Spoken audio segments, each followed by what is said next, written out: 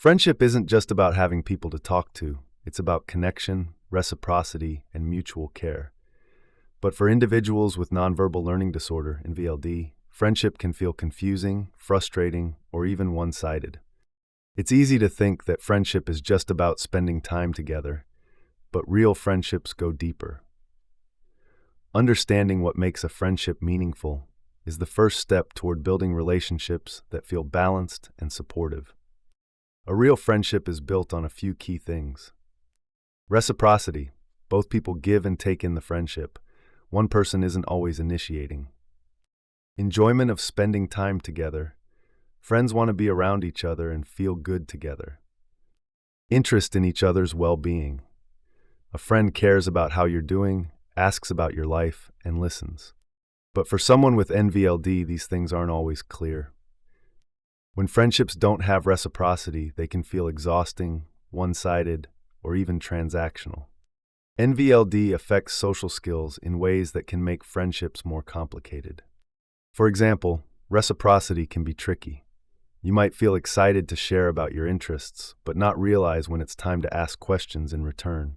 This can make conversations feel one-sided, even when that's not your intention. There's also the challenge of matching emotional depth. Some people with NVLD may overshare and get too personal too quickly, while others undershare and seem distant. Finding the right balance takes practice. And then there's the challenge of recognizing when a friendship isn't mutual. It can be hard to pick up on subtle signs that someone isn't interested in maintaining a close friendship. This can lead to chasing friendships that aren't reciprocal, or missing out on connections with people who truly value you. These struggles can lead to feeling rejected, isolated, or unsure about how to make and keep friends. But there are skills that can help. Building friendships when you have NVLD can feel overwhelming, but there are skills that can help make social interactions feel more natural and balanced. One key skill is matching levels of sharing. If a friend shares something personal, it helps to respond with a similar level of openness, both in depth and length. If they tell you a quick story about their day, a short response works. But if they share something deeply personal, responding with equal emotional depth builds trust.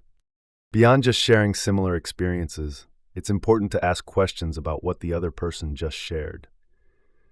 You can also use validation techniques, like asking how an event affected their thoughts, feelings, or even the logistics of their life. This shows that you're engaged and interested in their experiences. It also helps to pay attention to social cues.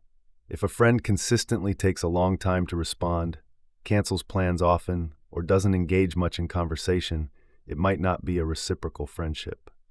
Instead of assuming rejection, look at patterns over time to get a clearer picture. Another useful strategy is mindfulness in conversations. Sometimes it's easy to talk too much about a personal interest without realizing it.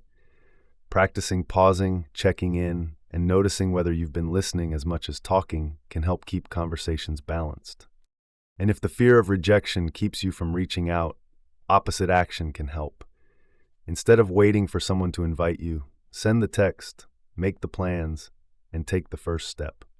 These small shifts can make a huge difference in creating friendships that feel mutual, supportive, and fulfilling. Building strong friendships takes time, practice, and patience, and that's okay. If friendships have felt confusing or frustrating, you're not alone. By using small, intentional social skills and checking for reciprocity, you can create connections that feel mutual and fulfilling. Subscribe for more insights on NVLD, social skills, and making friendships work.